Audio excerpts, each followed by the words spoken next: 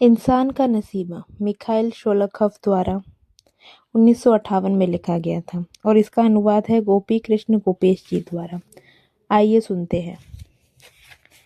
ऊपरी दोन के प्रदेश में लड़ाई के बाद का पहला वसंत आया तो उसके अजब रंग नजर आए। वह बड़ी तेजी से और बहुत जोर शोर से आया। मार्च के अंत में अजोव सागर के किनारे से गर्म हवाएं चलने लगी और 2-4 दिनों में ही दोन नदी के बाएं तट की सारी बालू के ऊपर फैली चादरें हट गईं। स्टेपी में बर्फ से भरी हुई घाटियां, नाले और खड्डे फूल से भर गए। स्टेपी की नदियां बर्फ तोड़कर पागलों सी उमड़ चली। रास्तों से आना जाना बिल्कुल दुश्वार हो गया। साल के इस अटपटे समय में कुछ ऐसा हुआ कि मुझे बुकानोव्स्काया कस्बे में जाना पड़ा। दूरी कोई विशेष नहीं थी, बस कोई 60 किलोमीटर, पर यही किलोमीटर जब तय होने पर आए तो काले कोसों में बदल गए। मैं अपने मित्र के साथ सूर्योदय से पहले रवाना हुआ।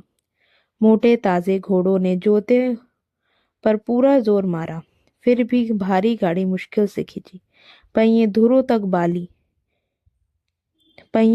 तक बालू, जमे हुए पानी और बर्फ के मिले जुले गारे में धंसते रहे। 1 घंटे में ही घोड़ों की बगलें और कूलों के बंदों के नीचे से झांक के बड़े बड़े दूधिया चकते नजर आने लगे। सुबह की ताजा हवा घोड़े के पसीने और साज पर पुते हुए और धूप में गर्म हो गए तारकोल की तीर और नशीली बांस से भर गई। जहां घोड़ों को गाड़ी खींचने में खासी कठिनाई होती, वहां हम उतर जाते और पैदल चलते। हमारे पैर जहां भी पड़ते वहीं बूटों के नीचे की नर्म बर्फ पिस जाती और आगे बढ़ना बहुत ही टेढ़ी खीर लगता।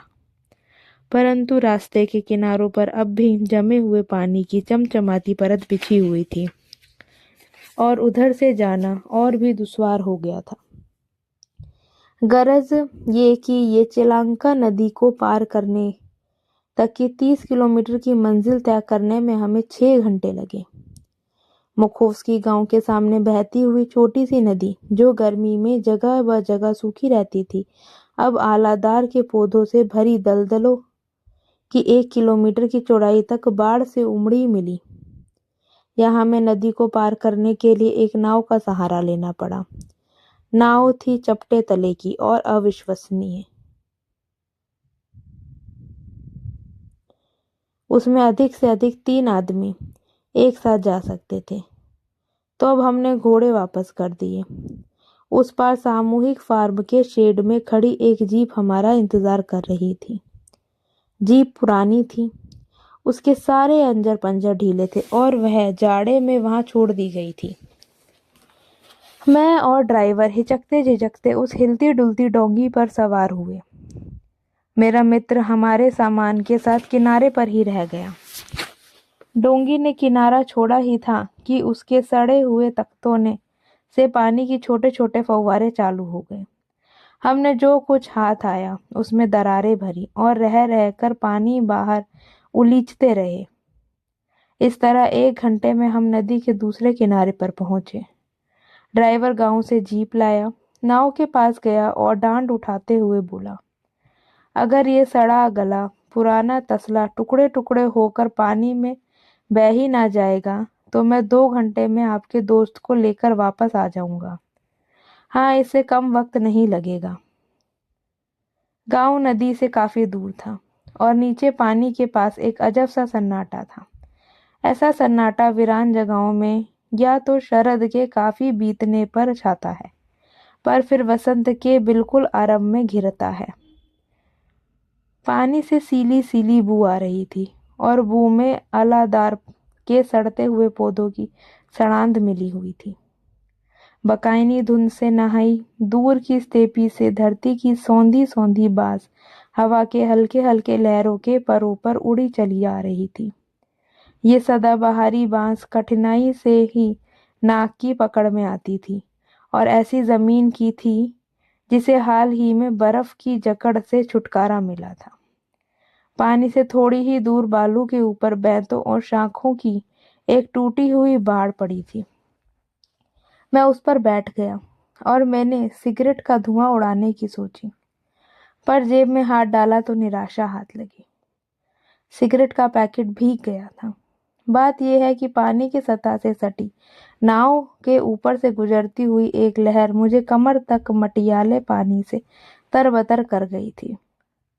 उस समय सिगरेट की बात सोचने का समय नहीं था मेरे पास, क्योंकि नाव को डूबने से बचाने के लिए मुझे दूसरे ही क्षण अपने हाथ का डांड रखकर पानी उलीच उलीच कर बाहर फेंकना पड़ा था। परंतु इस समय अपनी लापरवाही पर काफी खींच आई। मैंने बहुत सावधानी से नीला भूरा सा पैकेट जेब से निकाला और उकड़ू बैठ एक एक करके सारी सिगरेट बाड़ पर बिछाने लगा। समय दोपहर का था।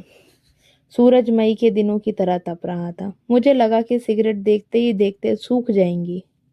गर्मी तो सचमुच ऐसी थी कि मुझे अफसोस होने लगा कि इस सफर में मैंने ये फौजी पतलून और ये रुई की जैकेट आखिर क्यों पहनी।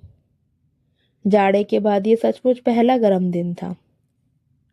आप अपने को पूरी तरह उस वीराने और सन्नाटे को सौंप अपनी पुरानी गरम फौजी टोपी उतार कर वहां बैठना, मशक्कत की खेवई के बाद बाल सुखाना और धुंधलाए नील नभ के बीच लहराते उमड़ते घुमड़ते बादलों को आंख भर देखना मुझे बहुत भला लगा। इसी समय गांव के सिरे के घरों के पीछे से निकलकर मैंने एक आदमी को रास्ते पर आते देखा। वह एक लड़के को हाथ पकड़े ले जा रहा था। लड़के की उम्र मुझे कोई 5 या 6 वर्ष लगी, अधिक नहीं। सो वह दोनों धीरे धीरे नदी को पार करने वाली जगह की ओर बढ़े, पर जीप के पास पहुंचकर मुड़े और मेरी तरफ आने लगे। आदमी कद का लंबा था, उसके कंधे थोड़े झुके हुए थे। वह सीधा मेरे पास आया और भारी भरकम आवाज में बोला, नमस्ते। नमस्ते भाई। मैंने उसके बड़े खुरदरे हाथ से हाथ मिलाया। आदमी लड़के की ओर झुका और बोला, चाचा को नमस्ते कहो बेटे।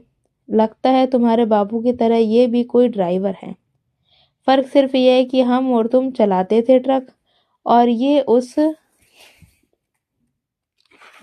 छोटी सी मोटर को दौड़ाते हैं।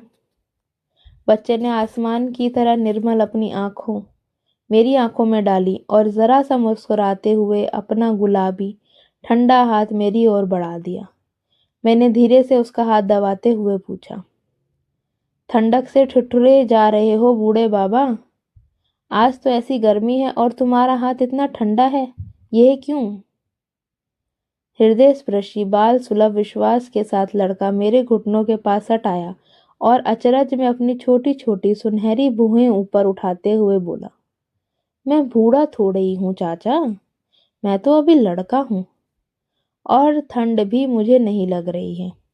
मेरे हाथ इसलिए ठंडे हैं कि मैं बर्फ के गोले बनाता रहा हूँ। पीठ पर से अधभरा सफरी थैला नीचे उतारते हुए उसका बापू धीरे से मेरी बगल में आ बैठा और बोला, मेरा ये नन्हा मुन्ना मुसाफिर, मेरा यार, मुसलसल सिरदर्द है, इसने मुझे थका मारा है। आप लंबा ढक भरिए तो लड़का दुलकी मारने लगता है। खैरियत इसी में है कि आप उसके छोटे छोटे कदमों से कदम मिलाकर चलें। नतीजा ये है कि जहाँ एक कदम में मेरा काम चल सकता है वहां मुझे 3 कदम भरने पड़ते हैं और हम घोड़े और कछुओं की तरह चलते जाते हैं।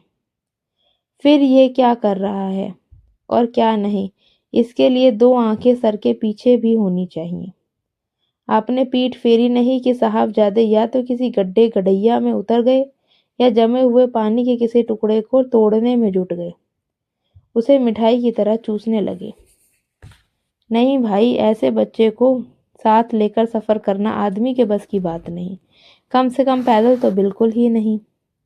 इसके बाद थोड़ी देर तक वह चुप रहा और फिर उसने पूछा, और तुम अपनी कहो भाई, अपने चीफ का इंतजार कर रहे हो?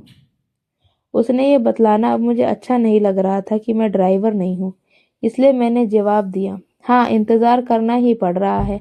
चीफ तुम्हारा उस पार से आने वाला है? हाँ, उस पार से ही आएगा। क्या नाव जल्दी ही आने वाली है? कोई 2 घंटे में आएगी। काफी वक्त है। खैर, तो जरा सांस ले ली जाए। मुझे कोई जल्दी नहीं, मैं तो इधर से गुजर रहा था कि तुम पर नजर पड़ी। सोचा कि कोई अपना ही ड्राइवर भाई है, इंतजार कर रहा है, चलूं मैं भी वहीं उसके साथ 2-4 कश तंबाकू के ही हो जाए। अकेले कुछ मजा नहीं आता, ऐसे ही जैसे अकेले दम तोड़ने में कुछ मजा नहीं। लगता है कि ठाठ से जीते हो, सिगरेटें पीते हो, भीग गई सिगरेटें हैं। खैर मेरे भाई, गीला तंबाकू और डॉक्टरी इलाज के बाद घोड़ा, दोनों के दोनों बेकार हैं। तो आओ सिगरेट की बजाय देसी तंबाकू का ही सहारा लिया जाए। उसने अपने हल्के खाकी पतलून की जेब से नली की तरह लिपटी हुई गुलाबी रंग की एक पुरानी सी थैली निकाली और खोली तो मेरी निगाहें एक कोने पर कड़े कुछ शब्दों पर पड़ी थी। लिखा था, प्यारे फौजी को, माध्यमिक स्कूल की छठी श्रेणी की ये छात्रा लिबिध्यांस्क्या की ओर से। हमने देसी तेज तंबाकू के कश लगाए और बहुत देर तक मौन साधे रहे। फिर मैंने सोचा कि इस लड़के के साथ वह आखिर जा कहाँ रहा है और ऐसा क्या काम आन पड़ा कि इतने बुरे रास्तों का मुंह देखना पड़ा। परंतु मैं पूछूं कि उसने ये ने ही पहले सवाल कर दिया, क्या पूरी लड़ाई भर ड्राइवर ही करते रहे हो? लगभग पूरी लड़ाई भर, मोर्चे पर।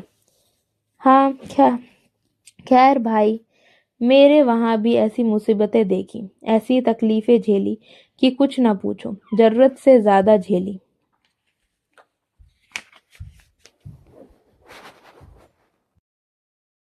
एक ही कहानी के लिए चैनल को सब्सक्राइब करना बिल्कुल ना भूलें, बेल आइकन ज़रूर प्रेस करें और फिर मिलते हैं आपसे कल अगली वीडियो में।